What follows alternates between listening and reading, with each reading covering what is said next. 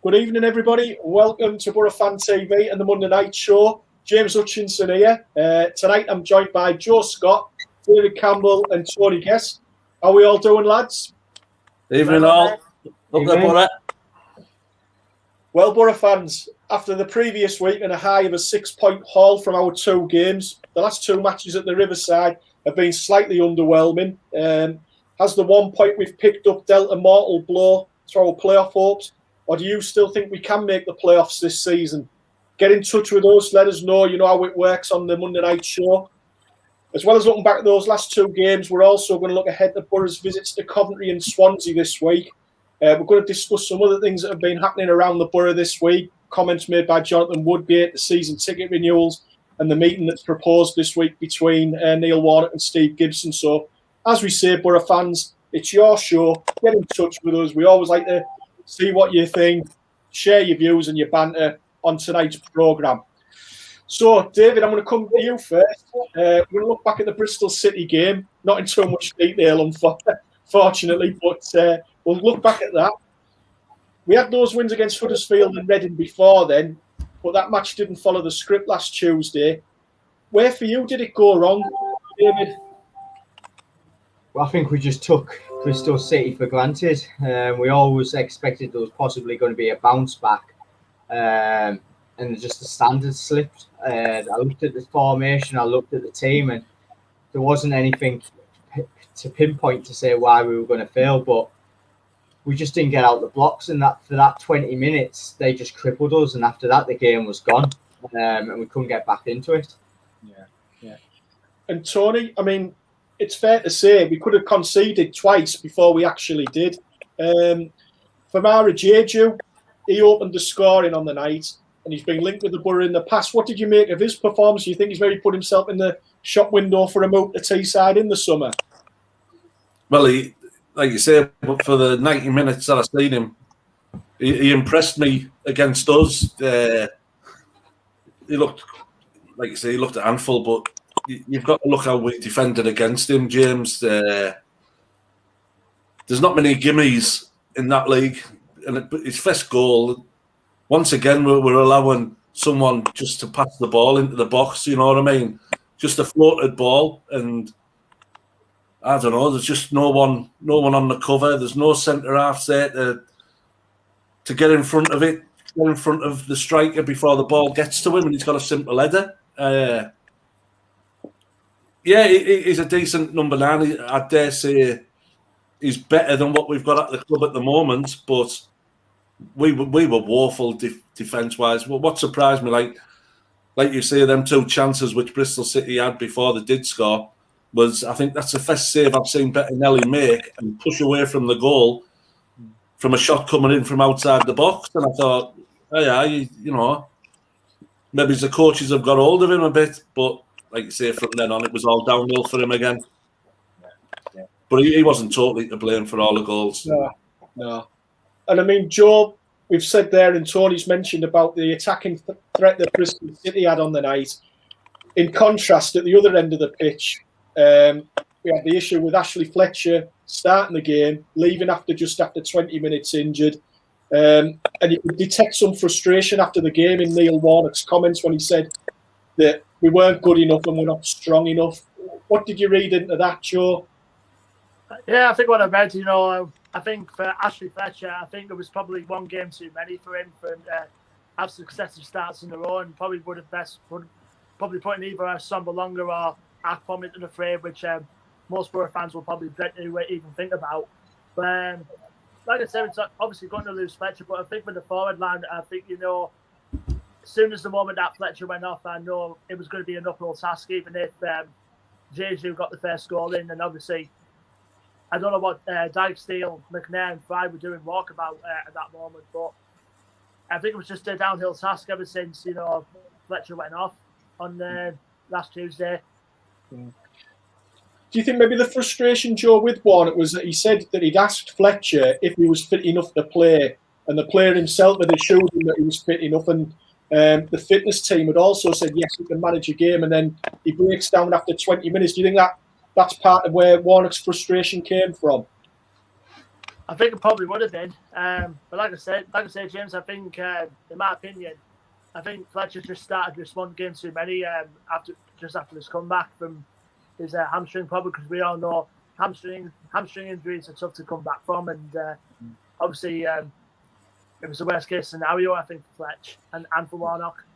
Yeah. We said last week, didn't it? It was a lose-lose situation. If he started and he got injured, and if he didn't start, he would have got slated either way. So I don't think Warnock could have won that battle, regardless, with the fans. Yeah.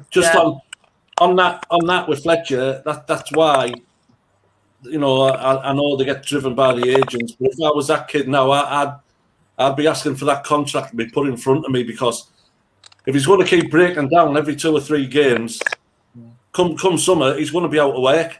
You know, no one's going to want to touch him. So he just needs to get pen to paper, and, you know, obviously we do have good facilities at Rockcliffe, and make use of them and get himself fit so we can get a decent run of games out of him, instead of, I know it's his prerogative whether he's, you know, waits to the end of the season or not, but, you know, there's a lot of good players. There's a lot of good players out there still without a club. So he really needs to give his head a shake and get pen to paper. Because the more games he misses, like you said, Guesty, he's out the shop window for longer, isn't he? Yeah, definitely. And the shop window that he's in at the moment, it's got a big red cross over it. Yeah, right. Thanks for watching, Julie Campbell. Julie said there that Fletcher wasn't ready and Warnock should have gone with his own gut feeling, which obviously he alluded to in the conference after the game. David, I mean, it was so disappointing that following the back-to-back victories that we turned in such a poor display. And that's, before Saturday, that was 5 defeats in our last 6 home games. Why do you think our home form's taken such a turn for the worse? I just don't think we've got the bonus on us away from home, where at home you need to go out and attack. And with Warnock's tactical style, I don't think he's got that in his locker at home. Away from home, it's all right because you're hard to beat. But when teams come and put men behind the ball, we struggle to break them down. I just don't think we've got the attacking outlet. We're allowing teams too much possession in first 10, 15, 20 minutes, at the Riverside, where away from home, we're getting that team straight away. But for some reason, when we're at home, we're sitting back, extra 20 yards and allowing teams to come at us. Yeah. So, with as much to blame for our own downfall at home, I don't know whether it's down to the manager's tactics or just the player's mindset. I think it's tactics, Guesty, but I think it's within the club, because our style of play has been at home, especially, it's been the same for about 4 seasons now. Apart from the season where we went up with Karanka, we've seen the same style of football with 4 different managers. Totally agree. I was going to make that point, Dave. We never ever start a game, like you say, it seems like forever. We've never started a game at home on the front foot, like you say, since Karanka was here. Yeah, it's frustrating, isn't it? Yeah. I think there's been 1 or 2 occasions this season where we've come out the blocks a little bit. I think the Millwall home game, I think we were 3-0 up after half an hour, and I think maybe a lot of that was also down to how we met Millwall were. But it shows if we do start games on the front foot, you can get the benefits from it. And as you say, unfortunately, we seem to hand the initiative over quite often, don't we, the teams when they come to the Riverside. Tony, I'm going to move on from the Bristol game now and move on to other things regarding the Boro. News broke over the weekend about now Bournemouth manager, ex-Boro boss Jonathan Woodgate, saying that he's been on the end of vile abuse when he was Boro manager. What did you make of those comments? Well, obviously, any type of abuse isn't acceptable anywhere on social media, the written word in newspapers. Nobody deserves abuse for the job that they're doing, but I've been doing this now for a few years, and obviously we all stay clued in. We all try to keep up with social media, what's being said. And I don't know whether it's just on his personal page or whatever, but all I seen was just criticism because of the man's lack of experience within the job. For me, the criticism I gave him I just, after, obviously he got the sack, so it justifies that I was right because, for one, he brought his best mate in as a number 2, and we had to wait a week for that. And that was just the start. That was just really, for me, just the start of his downfall. I'd say 90% of the Riverside, when Woodgate got the job, wanted him to do well, James. You know what I mean? When he did get the job, there was a lot of fans straight away jumping in, wanting him to fail. But I'm struggling to find words where it was vile abuse. I don't get that, James, because I don't see people from Middlesbrough doing that type of thing. Whether I'm naive, I don't know, but I didn't see it as vile, James. And a lot of the criticism he got, for me, was deserved. So it's not nice when someone's getting abused. If he thinks it's vile, yeah, it might have got to him. You know what I mean? He's only a young man at the end of the day doing a job, so yeah, he just needs to go on, James. I was just going to say, I think how I read a lot of things was that I thought the fans actually were quite tolerant towards what was happening last season, and as you say, a lot of that was because the fans wanted it to work with Jonathan Woodgate, but it was pretty clear that it wasn't working, and I think the fans were very tolerant. There were very few times last season I remember the fans getting on the back inside the stadium. I didn't see anything like that, so I don't know. What do you think, David? You don't know what happens behind closed doors, though, do you? We all read social media, but we don't read his private messages stuff. So who's to say he hasn't received the abuse? I mean, what doesn't help Woodgate is he's got a stigma attached from what his mistakes when he was a player when he was younger. Yeah. And for some reason, Boro fans love to give it to a local lad.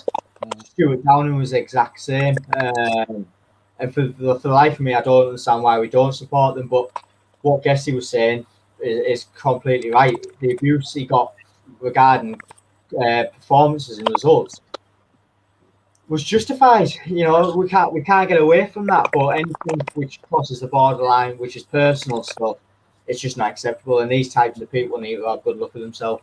Yeah. Peter Grasham down here. Peter Grasham's put a comment on saying Woodgate did get abused. He didn't get the support he needed.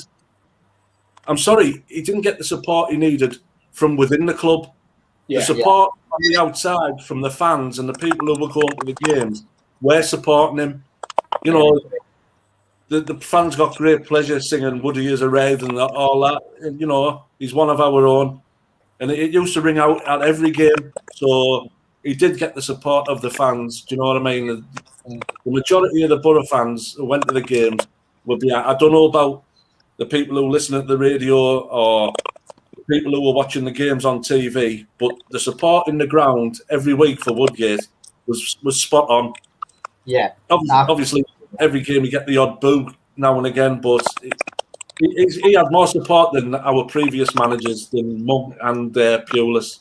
Yeah, I agree with that, Guesty. I mean, when he was appointed, I think 90% of the fan base didn't want him as the appointment did, but as soon as he stepped out in that dugout, I felt the fans did get enough support, and it just turned sour like pretty quick because of his tactics and style and results, which is justified for me. Yeah. Well, we're going to move on from that now. Ryan Sonley's been in touch with us there about the meeting that's going to take place this week between Steve Gibson and Neil Warnock, Joe. And obviously, it's going to centre around who's going to be in charge next season. I think that's going to be one of the things that's discussed. The general direction of the club.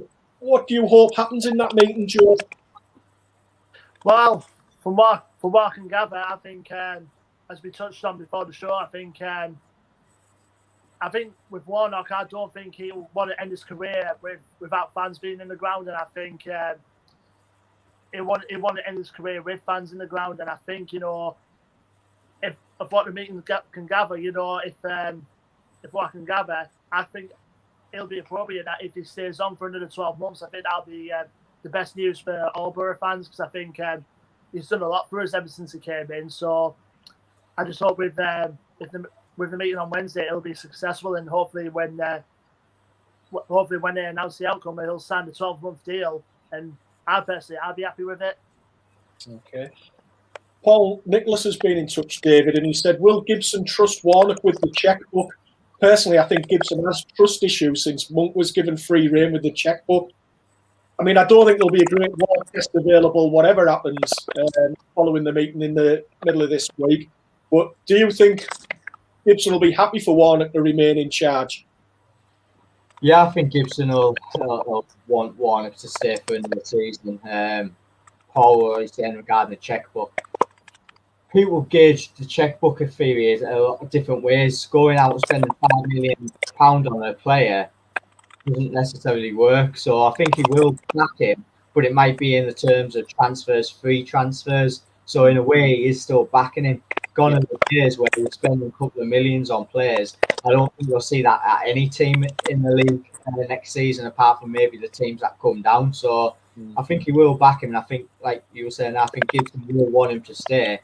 He's set the bar for this season, and he's overachieved. So I think with a few new players, I think next season could be the push on that we need. Yeah. Just a couple of things here. Going back to the Jonathan Woodgate chat we had, Matthew Groves. I've never seen a manager get such a free pass as what he did, no matter what the result. He was fully backed by most. And then Kev Short, who's just arrived at the party, said, "Good evening, gentlemen. We bloody jinxed the Bristol game, didn't we?" Well, I think you called it, didn't you, David? But yeah, the less said about that, the better. Tony, one piece of news last week, which I think all Boro fans welcomed, and it's sometimes easy to be critical of the club, and sometimes people do that. But credit where credit's due. When it came to the season ticket renewals, I think they've done a good turn there for Boro fans, haven't they? Yeah. Like you say, it's been a tough time for all of us, you know what I mean? I've got 2 season tickets sat on the shelf in that kitchen, and the dust's on them that thick. They haven't moved. They haven't moved for over 12 months. And the last home game before the lockdown, I missed it, and I nearly swore there. I missed it because I was getting a fridge freezer delivered. And, you know, I've hated that fridge freezer. But It's been useful for 12 months, so Guesty. It's great. Like you say, I renewed my season ticket for this season, thinking we were going to get back, October, November time, which obviously never happened. And from to honour what we've already got to carry forward into next season. And if I'm right, I think they're still offering the early birds for the people who hadn't made their mind up. Yeah, it's a great gesture by the club, and you know what? Get your season ticket, get down to Riverside, get it packed, because it's so frustrating. I had a spell where I worked away where you have to watch the games and listen to them on the radio. You can't beat being at the games, and it's a totally different experience to watching it on the TV. Even watching it on the TV, we're all watching different pictures for me, because some people still aren't happy with, when we win, they're still saying we're rubbish and we're crap, but we're all watching the same screen at the moment. Yeah. And we all need to be in that ground, in our seats, thinking totally different things, and I miss it. I miss it with a passion, you know what I mean? And like you say, fair play to the club. Fair play to the club for sticking by us for once, if you like, James. Yeah, no, I think it's a fair point you make, Tony. Going back to the Neil Warnock, Steve Gibson meeting, Joe, Paul Nicholas again. Yep. He's just mentioned that Paul Nicholas said, "Don't think Warnock will need a fortune, just a big, awkward striker and a captain in the middle." So that's Paul's thoughts. Reece Gillespie's been in touch as well. Just imagine the players Warnock would have got with the money that Gibbo gave Gary Monk. He knows how to spend it wisely. The thing is, Neil Warnock doesn't strike me, Joe, as a manager that needs an awful lot of money. He'd be probably able to fashion a decent side that'll challenge at the top of the table with relatively small amount of money compared to the money that was spent in 2017. Yeah. Considering the fact, there's going to be a lot of players that are going to be out of contract in the summer anyways, I won't be surprised if Warnock maybe picks up a couple of free transfers, but obviously, considering the likes of Junior Hoyle, the likes of possibly from Jeju as well, if we can get hold of him as well. But you could look to dip into money for other players that you can get probably either on the cheap or for a couple of million. So if it's a rebuild, the squad for the summer to hopefully challenge for a serious promotion push, yeah, a few players will definitely be worth getting in the summer, whether it would be for money or on the free. Okay. He's thinking for blood for his own back though, hasn't he? Blaming the recruitment team for poor signings. Yeah. Now whoever he brings in, it's like he's trying to make excuses up, and he can't blame the recruitment team now, can he? So I think what you will see is a lot of ball boys signing. What we have to do, what Gibson has to do now, we've been as bad as Leeds over the last few seasons. Managers here, managers there. We're talking about Warnock staying for another year. We need. If he's only going to stay for a year, he's not going to give him loads of money because we haven't got loads of money for the start. Yeah. We've got to get someone in, and he's got to get someone in on a 3-year plan and leave him at the club for 3 years, and then invest wisely instead of going out wasting $2 million on Akpom. And we fell lucky with Watmore. We've got a little gem at the club at the moment, straight from the Knackers yard. Hopefully, we can do the same with Mendes Lang.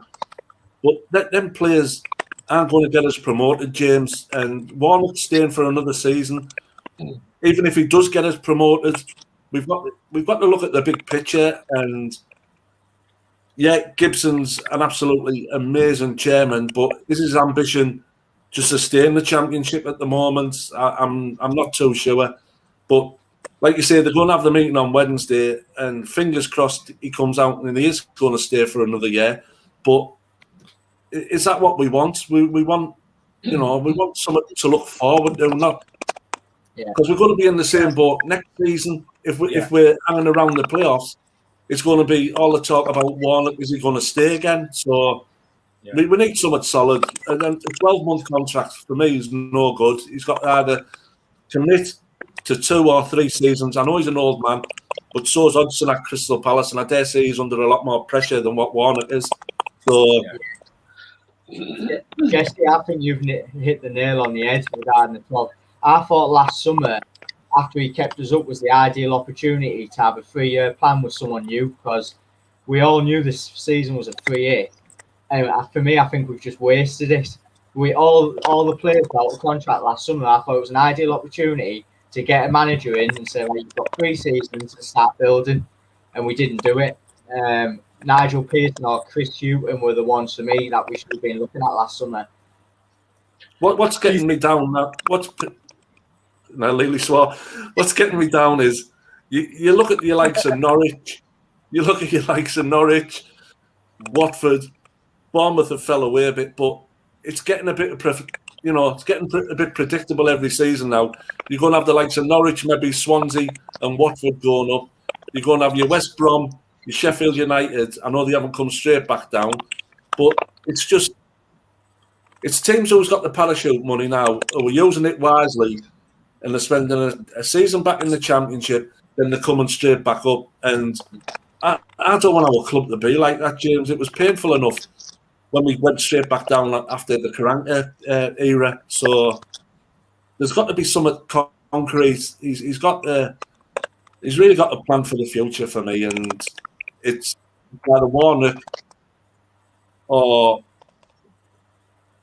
then we'll see where Gibson's ambitions are. And I hope they haven't got the same ambitions as what Sheffield Wednesday have, appointing Darren Moore as manager. It's a tough one, because I can see what you were saying, David, about having the 3-year plan. And I think originally that was the Woodgate appointment in a way, wasn't it? Because he was saying hopefully this was going to be the golden thread that had run through the club from the first team to the under-23s to the academy. Yeah. It got thrown out. March. It was the wrong appointment, though, James. Yeah. If he'd have gone with a 3-year plan and done someone who had experience, it would have been a total different kettle of fish.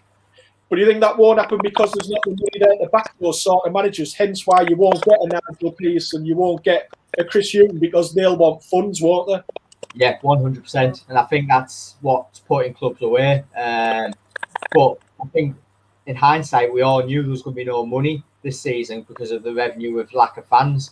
So every team more or less had a free hit this season. So I thought that was even more of a reason why to make that 3-year plan start from then, because there's no expectations. I think the fans have only got expectations because Warnock's brought some good results to the table and where we are. But yeah, I didn't fully expect us to come to this season where we are in the league. He's just raised that bar. Fair enough. We'll leave that one for now, lads. We'll look at the Cardiff game now, Tony. I'll come to you first. We built it up last week as it was going to be a big game, and it was. And then there was much debate after the teams were announced.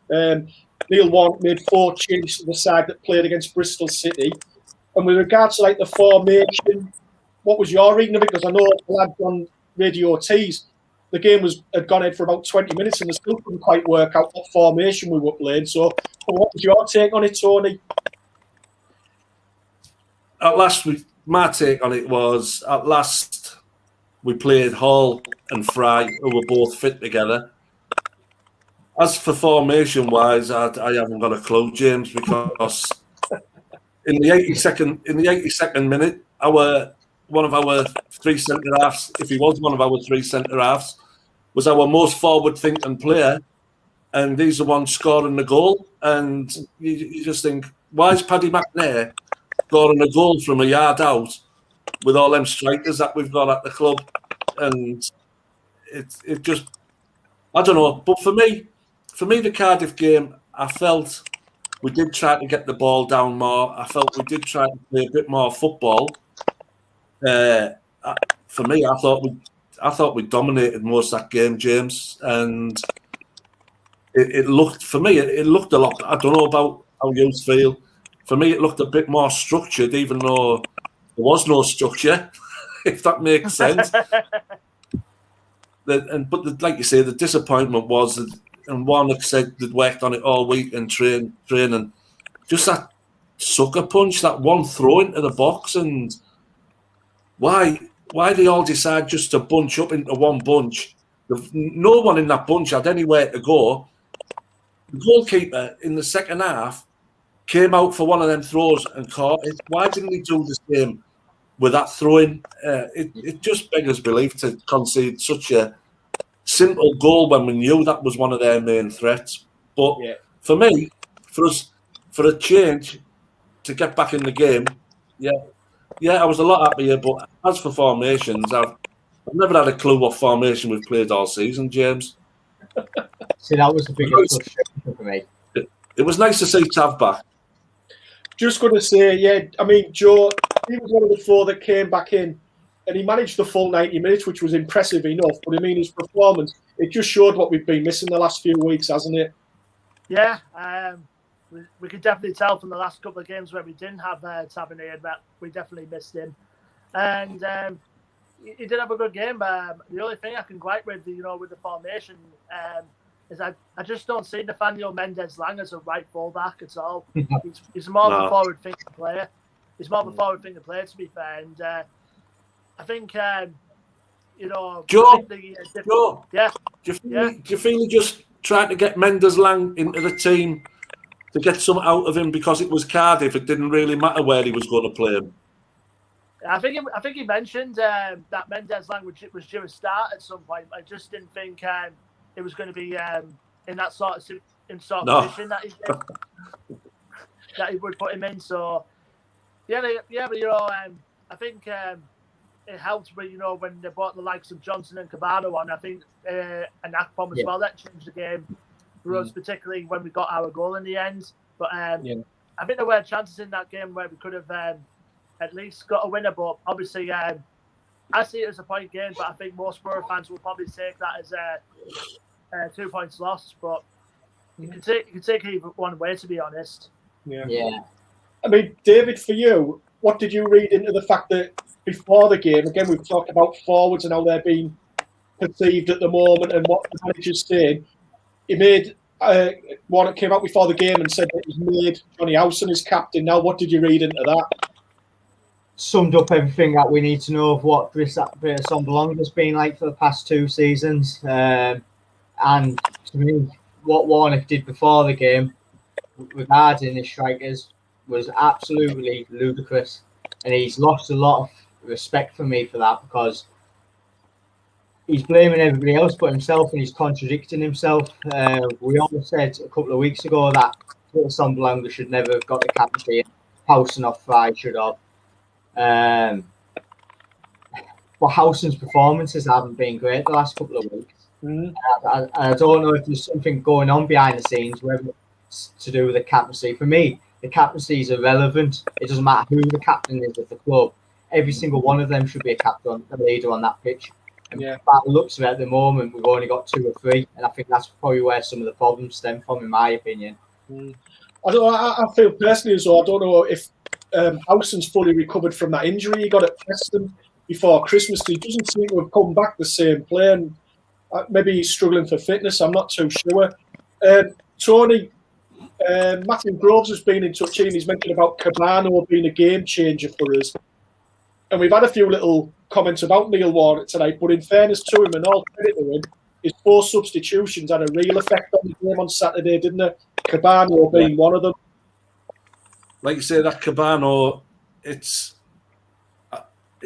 like all these signings that we've made. How fit is he? Because I think once he's match fit and we can get a full 90 minutes out of him, he is a game changer, James. He's the best at the moment. Obviously, Bolassi's injured. He's the best out of the signings which we've made the last transfer window. That's always a bad sign when you're making 4 changes and it makes things better. It's frustrating. It's more frustrating because it's at home, and it's more frustrating because of the goal that we conceded. You know, we're chasing the game. Someone's just put in the comments there that the Cardiff City defenders had the King Edwards on for 75 minutes. Yeah, you know what I mean. But like you say, it wasn't for the lack of trying, and the changes worked on Saturday. It was, you know.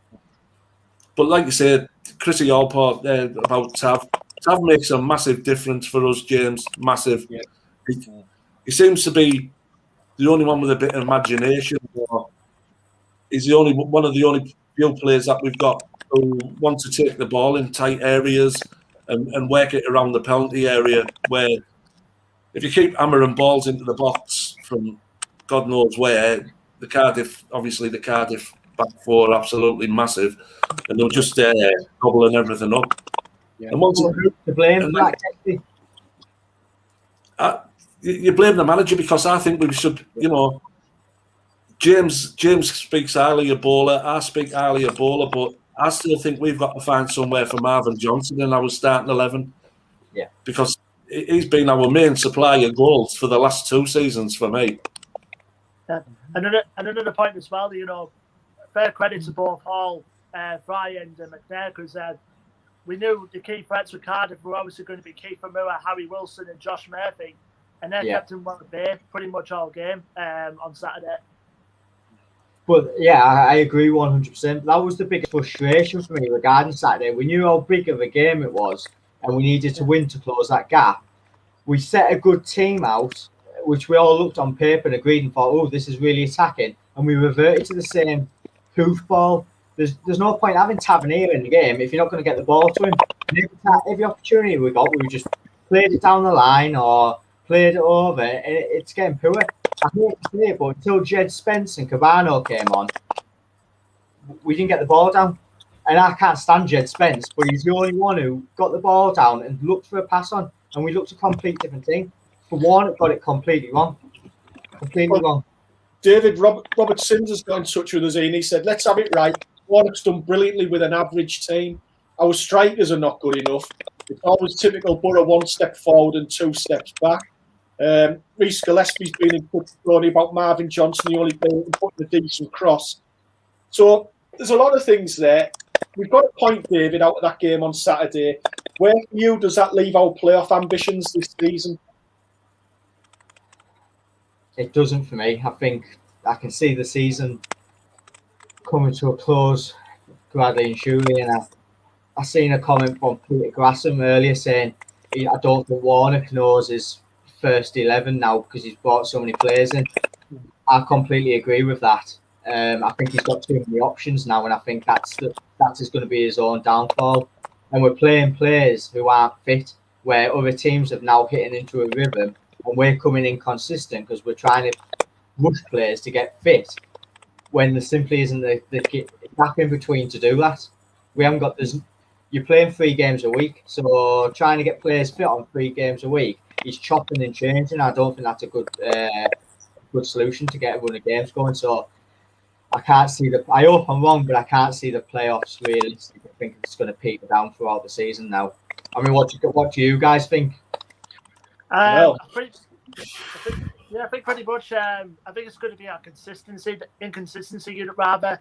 That's going to cost us getting into the playoffs in the end. But you see the likes of Barnsley, look at where they are now. You can look certain for them to go down, but they've got a good manager in Valeri Ishmael, and they just keep going, having consistent results going, and surprising for them for Barnsley in the position where they are. So yeah, and you've got Cardiff are picking up results as well. So they're the only 2 teams that are picking up consistent results, and we aren't. So I think that's the main difference of my opinion. I think I'd rather just stick to the top 10 finish than concentrating on the playoffs. I seen him today saying playoffs aren't going to be a realistic challenge with strikers if they don't score goals. Well, that's all well and good, but don't say it in the public for everybody to see. That is just absolutely poor man management, in my opinion. Yeah, we've got Damon LaRoche, who thinks we're going to get a 9th place finish. Peter Grasser, mate. And I'll be honest, if someone had offered me that at the start of the season, I probably would have taken that. That would have been a good season, and it still will be a good season in my eyes if we finish in the top 10. And I think maybe we'll just go on.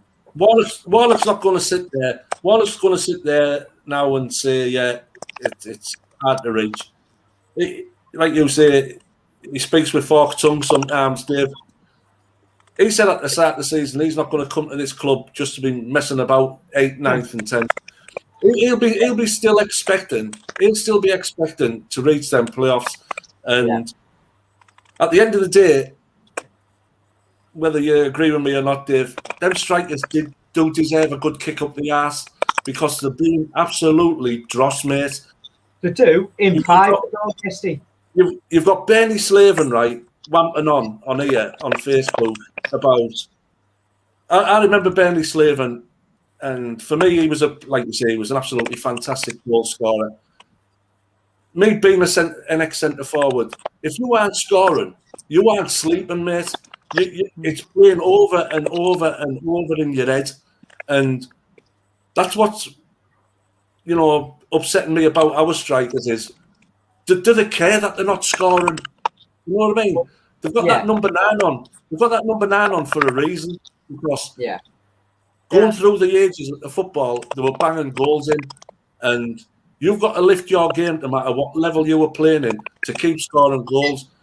And for a 15 million striker, £1 million striker to have scored the goals what Britain has this season, it's not good enough. And I think I'd come out and criticise him in my press conference, Dave. He needs a good kick up the arse.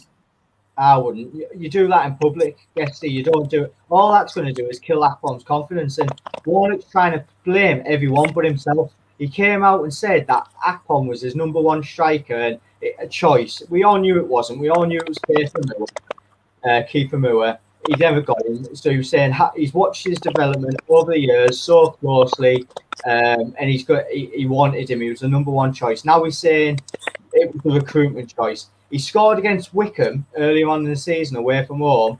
You know, as a striker then. He scored. What did he do the next game? Dropped him. Who's to blame for that? Warnock. When you score a goal, you want to be playing the next game. All season, and I mean all season, he's chopped and changed the strikers regardless of performances. And that's why we're so inconsistent because of those decisions. It may sound like having a go at Warnock. I think the inconsistencies come with these signings, Dave. You like your Balassi, your Akpoms, your Cabanos, your Watmores. Don't forget, all these players who we've signed have hardly kicked the ball for 3 or 4 years. Oh, I completely agree. We're expecting them. Akpom's come from Greece or wherever, and I don't know how regular we've been playing. And we've just been on about managing players with, obviously, the muscle injuries. Fletcher's come back, scored 2 goals, and he's broke down again after 3 games. So we're blaming Warnock. for not managing him properly. They see these players day after day in training, and for me, I don't know how some of them get to be professional footballers, Dave, but they're our strikers, and you know, us as Boro fans have been starved of goals for God knows how many seasons. Yeah, the goals are still the same size from when I played, you know, and they never move. They're still in the same place every week, but we don't have no one in them front three positions that can find it. I agree with that, Guesty. I'm not arguing that point. What I'm saying is Warnock has crucified the strikers, and I'm saying Warnock is to blame as just as much as the strikers. He's come out and contradicted himself on numerous occasions. You touched upon it earlier when he said at the beginning of the season, "Oh, I'm not here to waste any time. I want to get promoted." We all knew he said that. It was out in the open. And now he's saying, "Oh, I never thought we were going to reach the playoffs." He's treating the fans like we're thick, and that's what I can't stomach. We've heard all that bull before. Well, he's not the first one. He's not the first manager to treat us as you know, uneducated fans. I think we'll leave this centre forward debate on for another time. It's quite entertaining, but we're running out of time, and I want to get through the two games we've got this week. So we'll look at the Coventry game tomorrow night. Guesty, Sky Blues, Coventry, we're at St Andrews. Is it fair to say it's a must-win game for Boro? I think they should just go out now and enjoy it, James, and see where it takes us. For me as a fan, it's not a must-win game now. You know, I didn't want this season to fizzle out. I enjoyed being seventh. I enjoyed being on the coattails because that bit of excitement was there. Yeah. But one result turns your season round again. You know what I mean? So I'm just going to enjoy tomorrow. For me, it's not a must-win game, but like you say, I'll be sick as a pig if we don't get 3 points. David, Jacob Ross has been in touch with us, David, and he's just said we took a gamble against Cardiff by dropping the usual 3 centre mids and went more attacking. Do you think we'll give that a go again tomorrow night at Coventry? It's hard to say, isn't it? Because he keeps chopping and changing. I guess he's touched upon it, and Joe, you know, I don't even know what he plays at the weekend, so it's hard to gauge what. I think he is going to try making us a bit more rigid, but it's the performances, isn't it? I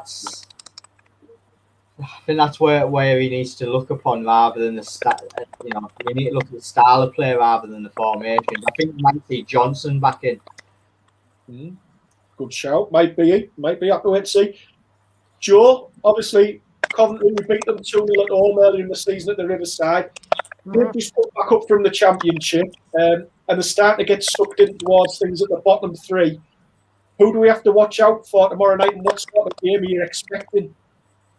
I'm expecting it to be a tough game against Coventry. You know, when we played them at the Riverside, it took about 80 minutes to really break them down because they're really defensively solid. Considering, you know, even though they come up from League One last season, and they're still not playing in their own town, which I think is still a shame because I think they did need to play football back in Coventry because I think they were on about wants to get the ground back up and trying to get them back at the Rico, but it's another story for another time for them. But I think players to watch out for, I think Tyler Walker is one of them, you know, out front for them. And you got the likes of Max Piamu playing alongside him at the moment because I think Matt Godden, who's more a prolific striker, is out injured at the moment. And they've got a midfield maestro in there in the form of Gustavo Hamer as well, who's comes a threat when either in the air or set pieces, and Matty James, the former Leicester player as well. So I'm expecting a tough test against Coventry, you know, like I was expected at the Riverside, you know, when it took about 80 minutes to break down the solid defence. Yeah. Steve Walker said, I've given up guessing results now unless we play Reading. So, Tony, we've already won at St Andrews once this season when we beat Birmingham. Can we get another win down there tomorrow night? Well, like you say, Coventry City, they're starting to struggle again. You know, I think they've had their moment. I think they're going to struggle to stay up. But you'd never know with the Championship. Yeah, I think we should win comfortable tomorrow. God help me. But I shouldn't be saying things like that, but yeah, I think we should come away from St Andrews with 3 points tomorrow. Okay. Sorry, go on, Steve, what you saying? Like you say, it always, for the last few seasons, it's always been a happy hunting ground for us. So hopefully we can come away with 3 points.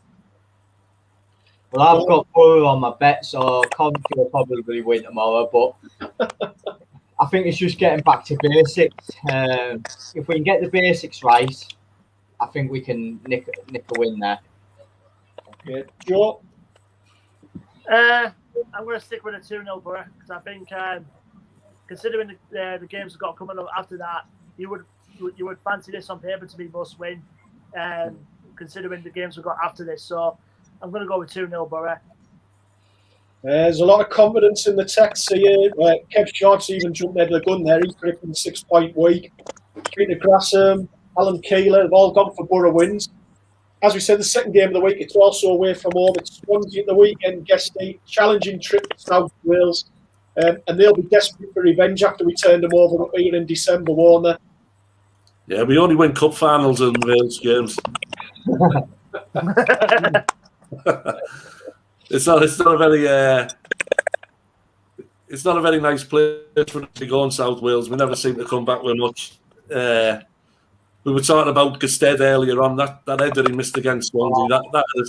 That had saved us. I forgot about that. That's a long time ago now, but yeah, it's going to be difficult. They've just had the fingers burnt off Bristol City like us, so it made the Bristol City defeat look a bit better when they, done Swansea at the weekend. It's always a hard place to go, Swansea. If we come away with a point, it's a bonus, James. But what Kev's just put there, and it's just typical Boro. We could come away with 6 points from both these away games. It's just the way things are at the moment. Yeah. But I'd be happy with a point. I'd be happy to come away with a 1-1 on Saturday. Oh, is it Saturday? Yeah, Saturday. Yeah, I mean, David, Steve Cooper's been in the job now almost 18 months at Swansea. How impressed have you been by his job and the work he's done at Swansea? And how would you approach that game against the Swans on Saturday? Yeah, he's carried on the philosophy that Swansea seem to have, no matter who they get as a managerial point. They play the same type of football. It doesn't matter who the manager is, they play possession type of football, and he's carried that on. But he's getting results. On paper, I think it looks like an average team, but he's getting the best out of them. So similar, you could say, to what Warnock's doing here, really. I think we'll go there, and I wasn't quite sure about how he'll coach tomorrow night, but I'd fully expect to see the 3 defensive central midfielders play against Swansea on Saturday and just make it a really hard-fought occasion for them to see if we can nick a result like we did against Norwich away from home. Yeah. So go then, Joe, you can come in first. Prediction for Swansea at the weekend? Well, like going back to when we beat them at the Riverside, if we can keep the likes of Jamal Lowe and Andre Ayew quiet, I think we'll probably might sneak in the result there. But obviously, we've got the likes of Hurahan in their squad who could have another one who could have came to us in the last window, and he can prove a key threat regarding to dead ball situations. But so if we keep that at bay, I can see us getting the result out of it. I might go for a 2-0 Boro on this one, even if it's in front of the Sky cameras as well, which we all know about Boro playing under the Sky cameras. Yeah. Well, that's 6 points then for you, Joe, this week. How about you, Tony? You said a draw. You fancy a draw on Saturday. Are you happy with that? Yeah, like you say, that Conor Hurahan, he's been playing really well since he's went there from Villa. They still have a decent side, and like you say, the managers carried on with a passing game which they like to play. But we're the biggest spoilers in the division. You know what I mean, James? We can bring everyone down to our level. So I'll go for a 1-1 draw, James. Yeah. And yourself, David? Chris Andrews, he's gone 4-1 to Swansea. That's his prediction. What are you predicting at the weekend? That could easily happen, though, couldn't it? we're so inconsistent. I'm with Guesty. I think a 1-1. It's not going to be a pretty sight, but I think it'll be a 1-1 draw. I'd be over the moon with 4 points out of 6-9. Definitely. Well, everybody, thanks for joining us tonight. That's your lot for tonight. Many thanks again to Tony, David, and Joe for joining me on the show. Thanks again, lads. No problem, man. Feel better now. Thanks to everybody out there for watching. Please don't forget to like and subscribe to Boro Fan TV. And don't forget to join us next week on the Monday night show. Until then, it was all at Boro Fan TV. Good night and up the Boro. Up the Boro. Up the Boro.